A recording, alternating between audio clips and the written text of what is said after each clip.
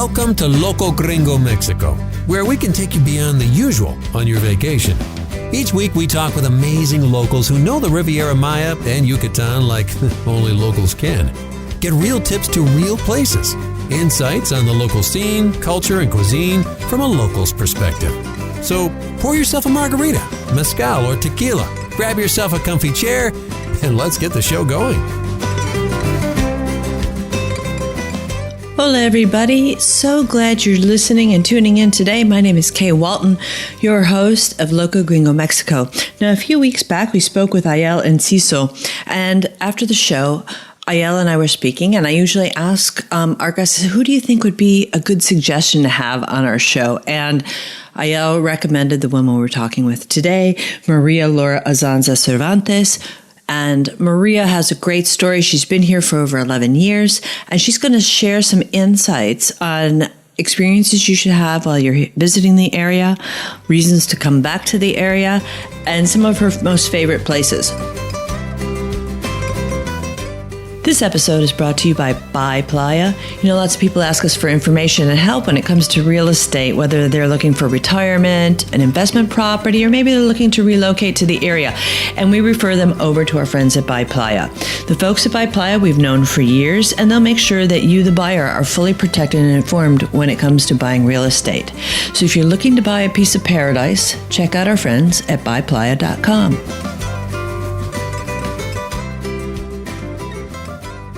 Hey, Maria. Good morning. How are you? Hey, Kay. Very good. Thank you. Happy to be here talking with you. Oh, man. I got to thank you so much for taking the time. I'm thrilled to have you as a guest on the show. And Maria, we have so many interesting people here in the Riviera Maya and Yucatan, and I really thought that you would be a wonderful person to really share your journey to the area and really to, dig in to say why is the Riviera Maya your home? So can you give us a little bit of detail on your journey here? Yeah, absolutely. Well, when I began living here in the Riviera Maya, which is going to be now 11 years, I have never been here before. I'm from Guadalajara, Mexico, central part of Mexico, more on the Pacific coast.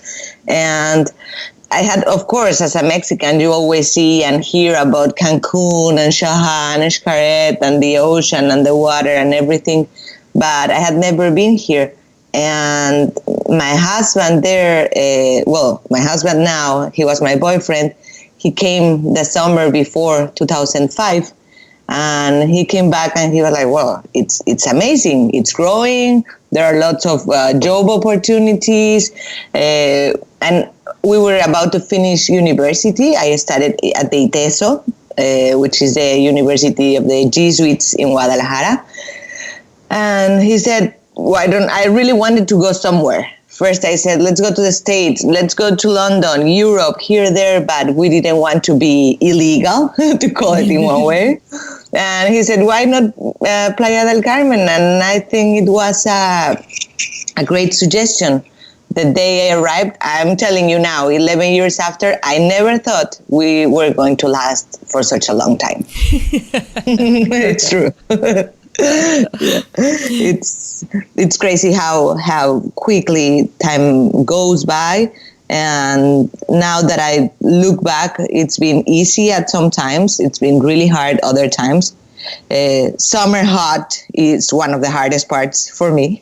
Yeah. Uh-huh. But it's been amazing, and it's been a great opportunity. Absolutely. I love it. Now, when you first came here, what did you do for work? Did you work in the resorts, or how did you and your husband manage to start a new life and a new career? Yeah, that was one challenge, to call it that way. Because, you come here with some earnings, some money that we had saved for the past few months. And first you have to find a place to stay.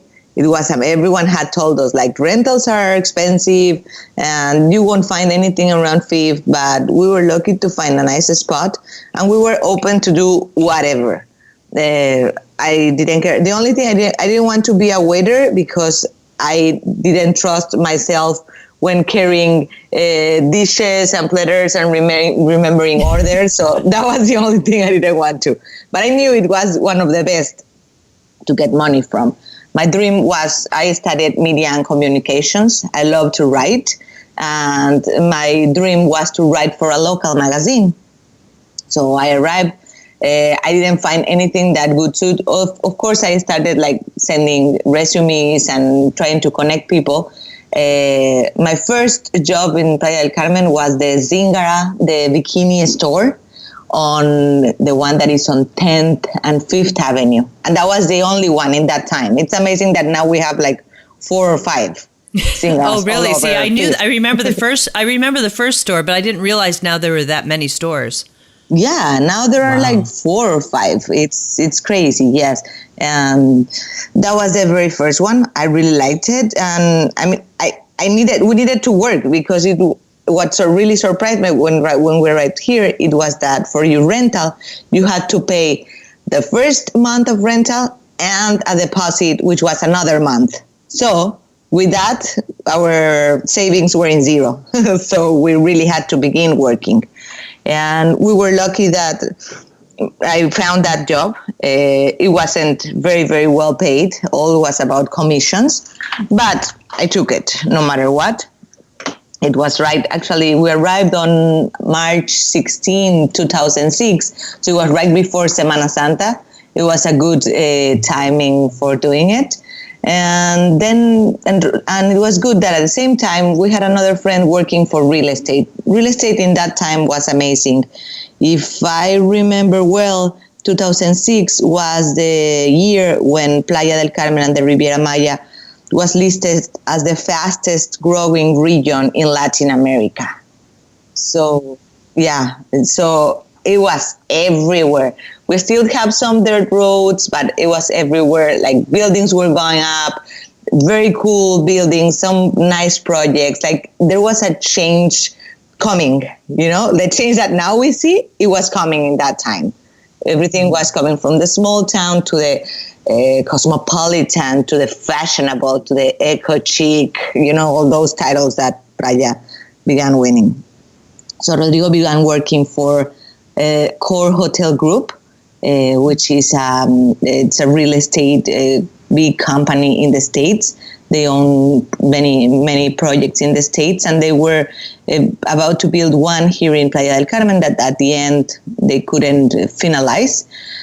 They had some other plans that didn't work either, but he was there, and it was, as an American company and from the States, the salaries were much higher than what I was making at the bikini store. So that was good, being two. It helped a lot. And then that first month, I began feeling like tired of being in a store all day standing. There came a point when girls would come in the room like telling me, "Oh, can I try size 5, 6, and 7?" I was like, "No way. I'm bringing 5 and 6. 7 what for?"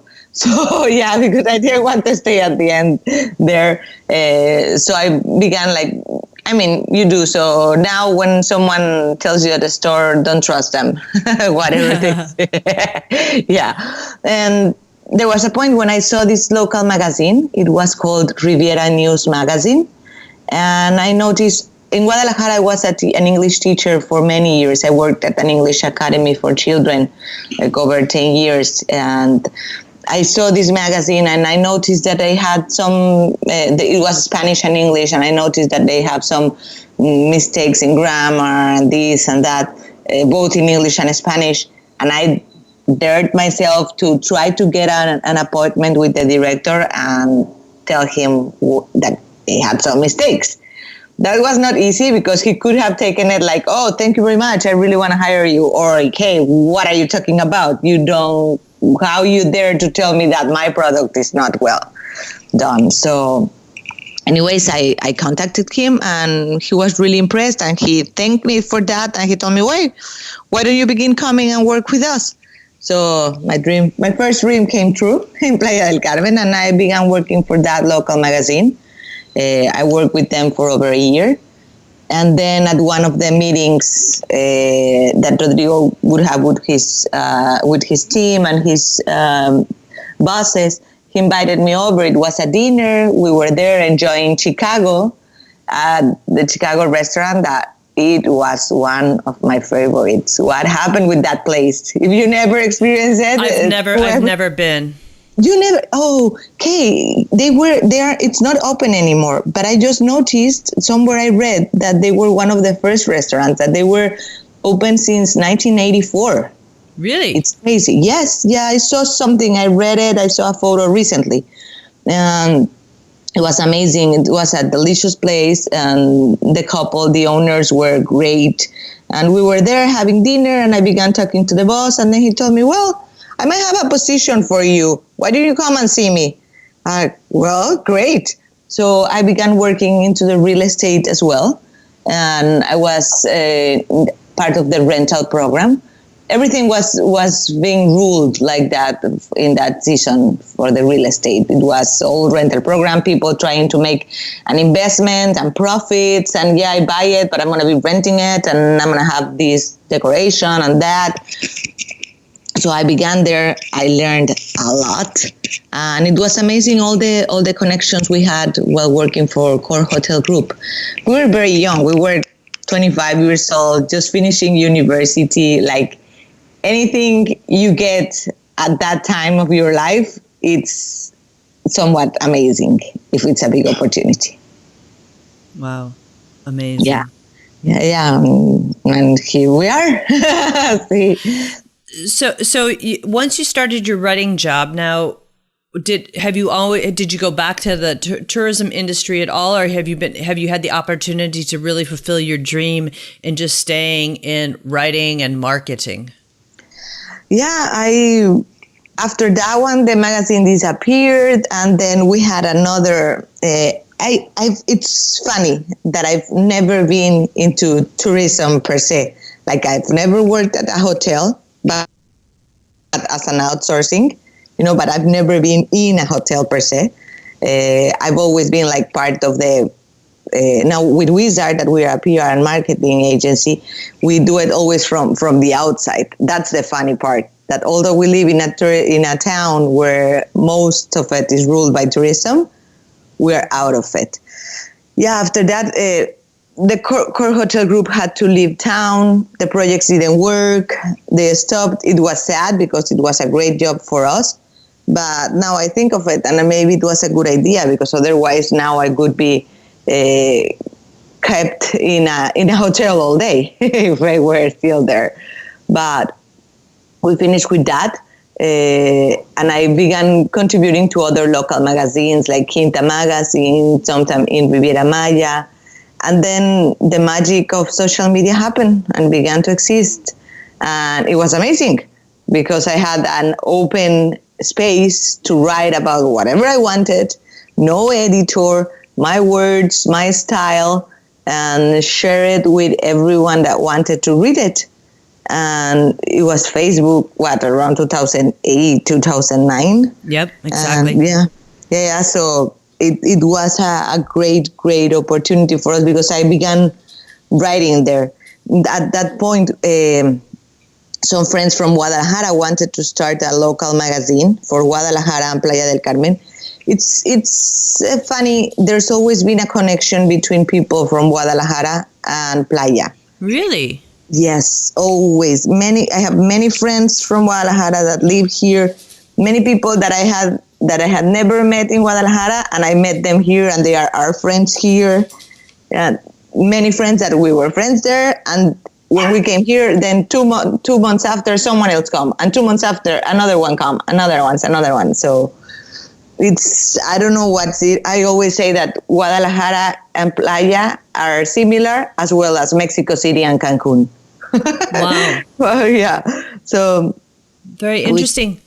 Yes. No, so here's a question for me. In an industry or a profession like marketing and public relations, you can do that in pretty much any destination, be it Guadalajara or Cabo. There's wonderful places all around the world actually to do marketing and public relations. But you're still here in the Riviera Maya 11 years later. So, what keeps you here in this area? Because, it's not like, if you work right in tourism and stuff like that, you kind of get in because it's a tourist area. But in marketing and public relations, the world is your oyster and you really could go anywhere. Yeah. What keeps me here? I love the region. I don't know, it gave me so much. I'm happy here. My life changed. And I think the connection for media and public relations, for marketing and public relations, it's exactly that. The connections we have with Guadalajara and people from other places in the country to here. Like, I have friends that still call me, they're coming on vacation, and they call me, hey, what's new? What is what I can't miss? Where should I go? I saw that you posted something about this hotel or this house or this rental. How do I get in touch? So I really think that's what keeps us here. And something that I always tell everyone that wants to live or work in the Caribbean, if you do it with your heart, you will last. Because there's so many people here that want to stay and they say, oh, I'm going to be here. I want to live here. But it's hard to live here. It's expensive. There's many people coming down. And if you don't really commit to do things to the best, you won't last. Yeah, it is a misconception people have, is that life in paradise, we don't all sit at the beach, no. And you run in, if you run into people, if people see me, they go, but you don't have a tan. No, I don't. I don't get to the beach too often. So it's difficult, but there's people like yourself and myself and a lot of people that, I've talked to on our show. They've managed, because they lead with their heart and their passion, and they're going to endure, whether it's good times or bad times. Absolutely. And that's true. What you say, it's true. Many people are like, oh, if it's not a good season, no, I'm leaving. Stay, last, support the low season or whatever is happening for the town.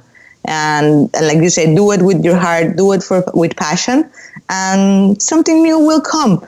It's always changing. That's something that really motivates me to stay. Yeah, that there's always something new. Something new is happening. I lived in downtown, exactly on 26th and 5th Avenue. Right around from Lafayette, 2-3 blocks from the beach. It was a very small apartment, but we loved it because for our work it was amazing to just move and visit our clients or talk to people and see all that was happening down there. Now I had to move away from downtown. It's too crazy for me now. It moves too fast. It's too noisy. That's it. That was enough. But living there, you could see it. Like one day I would walk with my dog in the morning, and then in the afternoon you walk again, and the store you wanted to go, it's not there anymore. Or the restaurant that last week you said, oh, I'm coming, I have dinner next week, that looks nice, it's not there. Or you leave for vacation and visit your family, and 1-2 weeks after you come back and something else has been built there.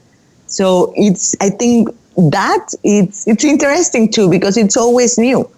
If you walk on Fifth, you will always be a tourist, listening to the wonderful mix of languages all around. It's crazy. Like, walk on Fifth and really just try to listen.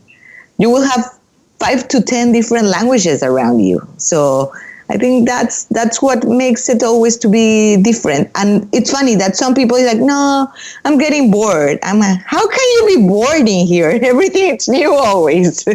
So no, I agree. We have a lot of guests, a lot of great customers who come back time and time again, because there's always something new. It's very dynamic. I mean, the beach is always beautiful and the skies are blue, but the whole environment and the atmosphere changes.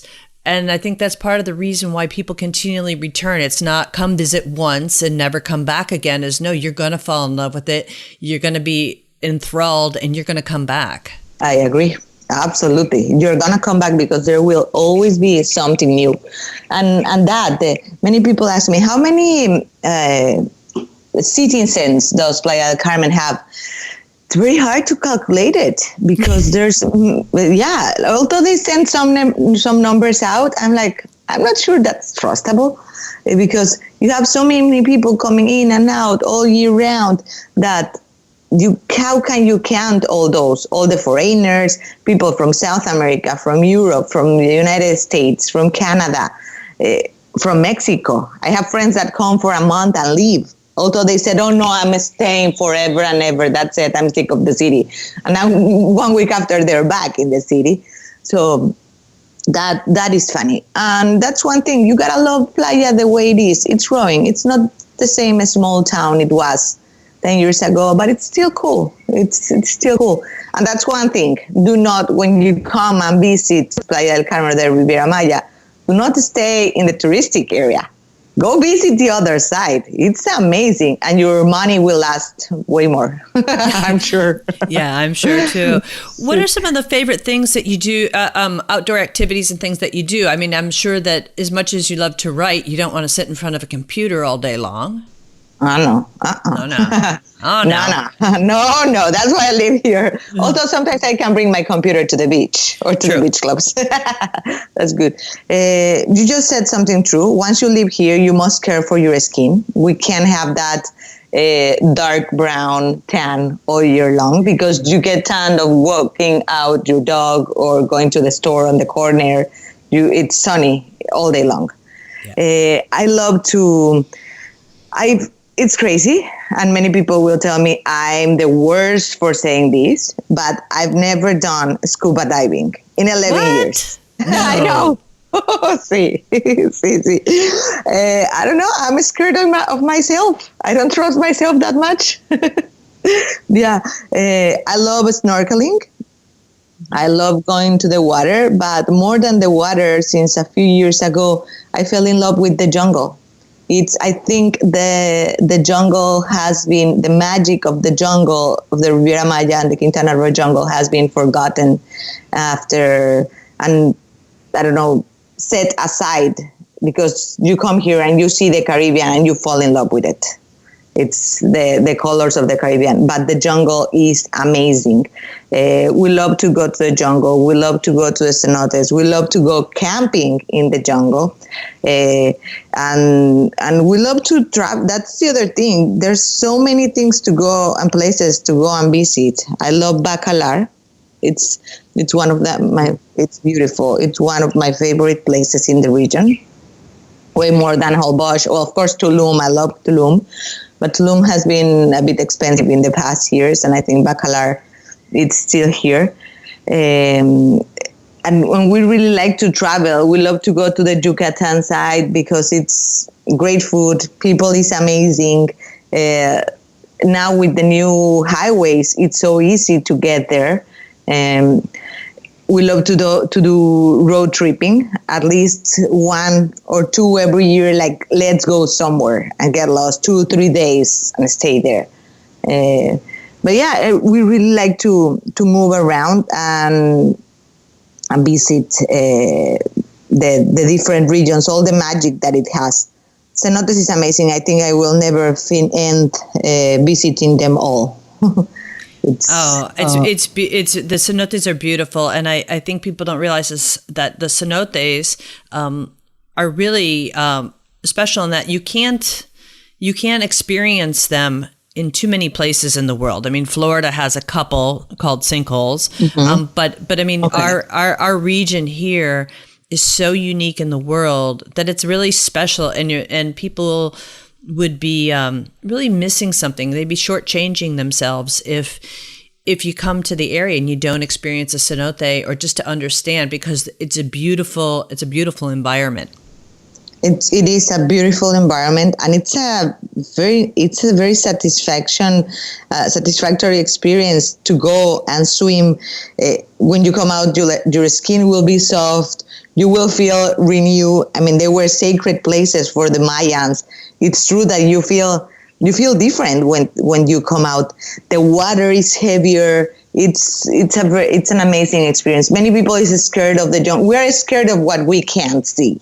So being in the jungle and all these bushes and what's going to come out of there. Nothing is going to come out of there. The animals are way more scared of us than we are from them.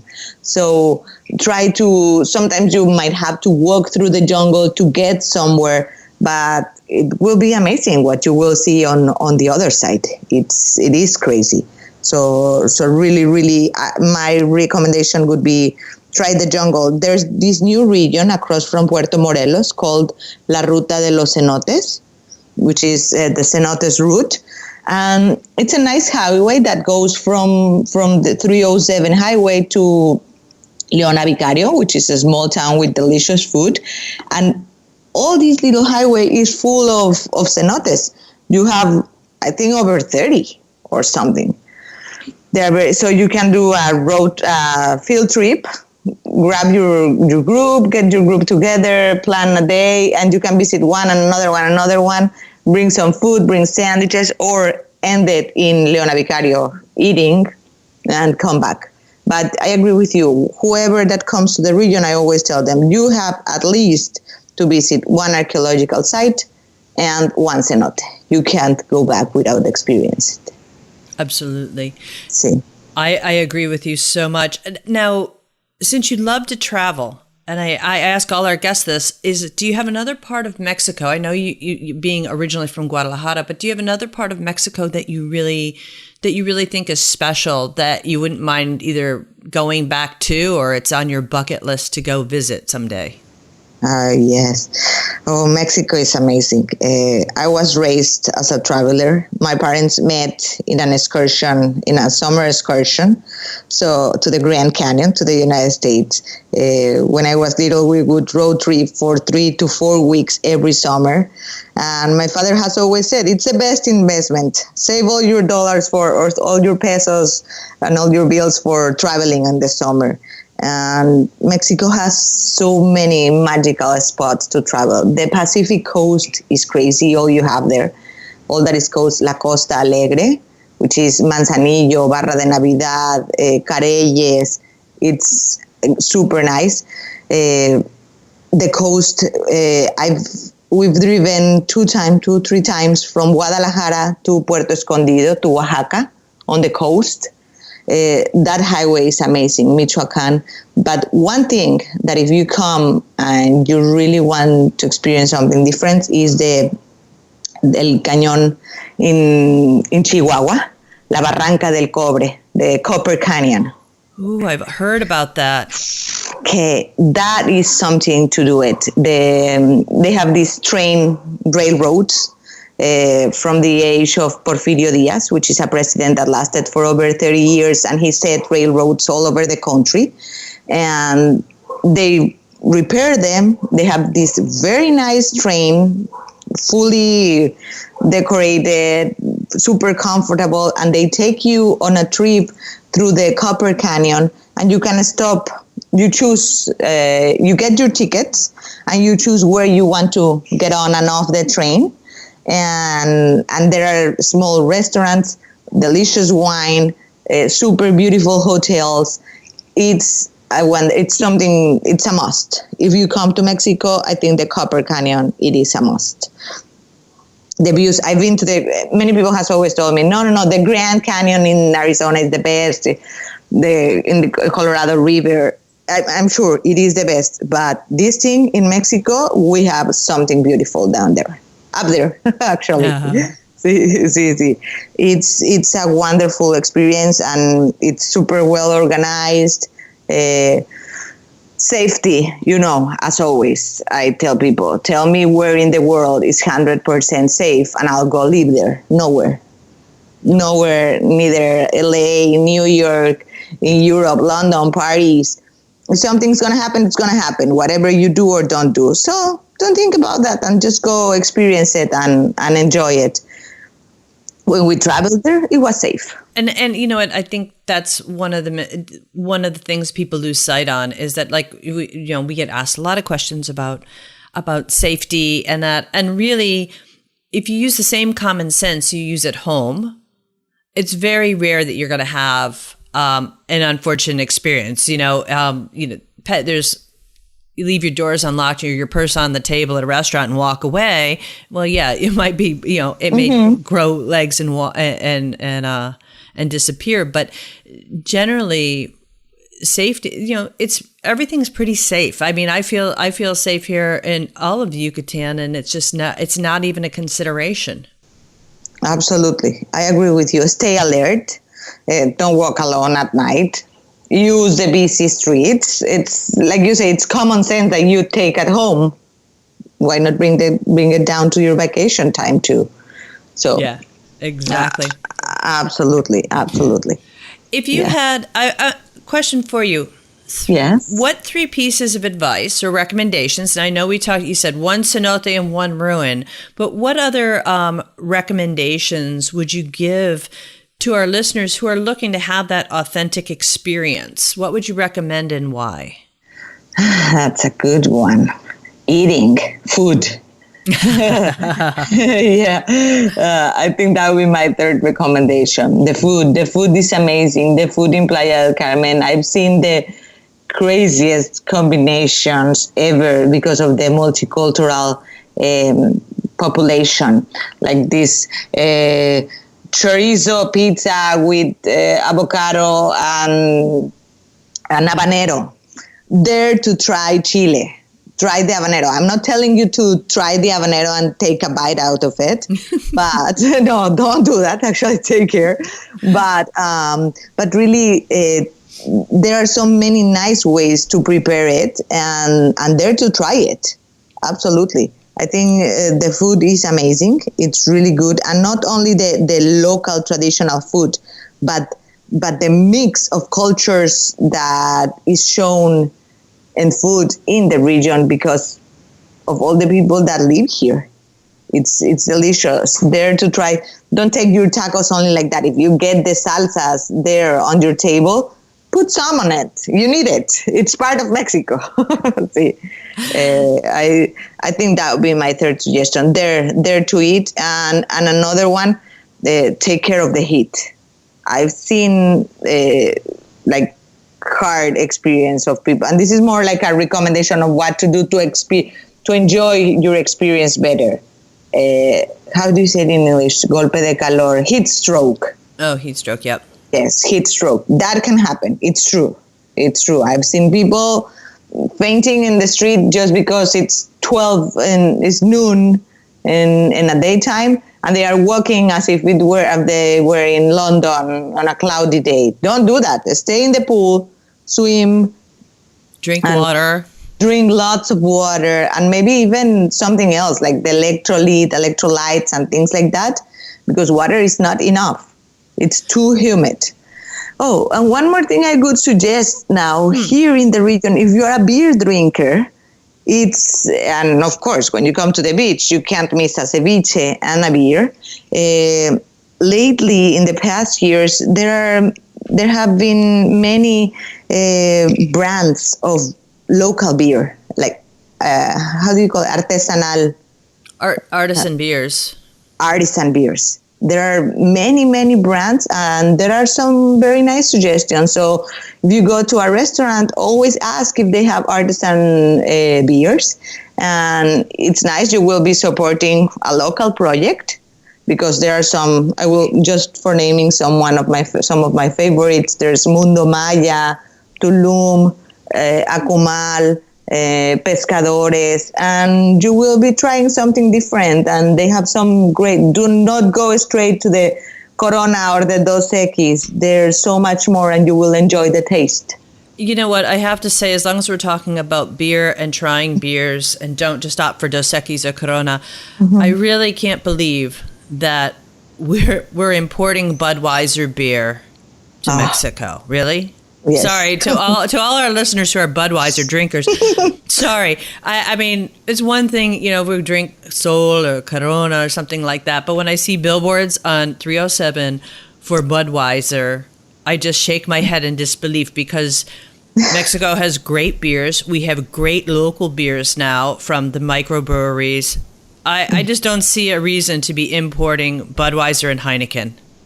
I agree with you. And Heineken, that's true. Yeah. But I think I think Corona, Budweiser, or something like that, eh?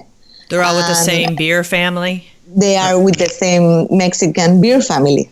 I don't know why they did that. Yeah, so it's exactly, but I agree. So better go with the artisans, to the artisans, to the microbreweries, and you will be surprised. Like if you will be surprised. Just be careful because these have a higher level of alcohol. So take it easy there. And I will say, as long as we're talking about some of your local beers, and one of the great places is the Carmen Brewing Co., where it's a beer garden, and they're great. They're cranking out some great brew there. Yeah. And you can go around they have the brewery, so you can really see the process, understand it. And actually, I think the Carmen beer is really good too. I like it. See. Yeah, I do too. So wonderful. So, Maria, I can't thank you enough for being on the show. Now, if people want to contact you or have questions, how can they reach you? I'm always on social media. As I told you, social media was a great opportunity for us to expand our work and make it happen, make it real. So you can find me on Facebook, Twitter, and Instagram via at Azanza Maria. Azanza is my last name, Azanza. And also you can visit our website, which is wizardrivieramaya.com. There I always post some stories. I like to post some comments, and I post flyers of activities happening around both projects where we work with and other projects that are happening in the region and we enjoy going to. So visit our website or say hi via social media. I'll be glad. And any question, just like my friends contact me to ask what's going on during this time of the year, please feel free to get in touch. I'm sure that if they are your friends, you are pretty aware of everything that's happening down here, Kay. I try to be, but it's a busy place. So I'm glad if people. I'm going to be contacting you and saying, Maria, help me. What do I need? What's going on? I'll be happy. I'll tell all of our listeners, you can definitely check out today's show notes, and we'll have links to all of Maria's social media accounts, website, her email address, and then if you want, you can always just email me, askkay@locogringo.com, and I can hook you up with Maria. So, Maria, thank you so much, and I hope you'll come back on the show again soon. Absolutely, Kay. Anytime. Whenever I have something big happening or going on, I'll keep you posted. Oh, that's awesome. I appreciate it. Muchas gracias. It was a pleasure to talk to you. Well, are you inspired now to move down here? Do you want to move down here and have a little place of your own? Well, then you need to talk to our friends at Playa. They have a friendly and knowledgeable international staff. They speak lots of languages, and they are known as being a buyer's agent. Well, what does that mean? That means they are only going to show you and sell you properties they know that have escrituras. An escritura is a title. And it's part of their due diligence to make sure the title is clear, there's no liens, and that the person who's selling the property is actually the owner. Playa works with lawyers that specialize in fideicomisos, which is a Mexican trust. You may have heard of it already before. And they can address things such as capital gains problems immediately and right up front, so that you have no surprises along the way to closing. So contact our friends at Playa at buyplaya.com. Hey everyone, it's Kay again. Before you take off, just want to remind you that you can check out our show notes, not only on today's show, but for all our other past shows with the great people we've spoken with by going to locogringo.com/podcast. And if you come down to the area and you're looking for a little help in how to have an authentic experience and dig into some of the local fun, is contact our concierge, Paulina. She's going to be able to give you some great advice, not only on places to eat, things to do, but she can also give you some other tips to make sure your trip is absolutely a trip of a lifetime. Until next week, hasta la vista. Thanks for listening. If you like the show, be sure to subscribe. For links, show notes, and more information, head on over to locogringo.com or give us a call toll-free at 800-478-0081. Porque se tragó la luna, estaba enferma la rana. Su madre soba que soba, dedos de pluma la panza. Pensó ranita que luna era una toronja blanca. Y aunque la luna es de leche, la leche estaba cortada. Croa, croa, dedos de pluma. Croa, croa, dedos de agua. Croa, croa, dedos de pluma. Croa, croa, dedos de agua.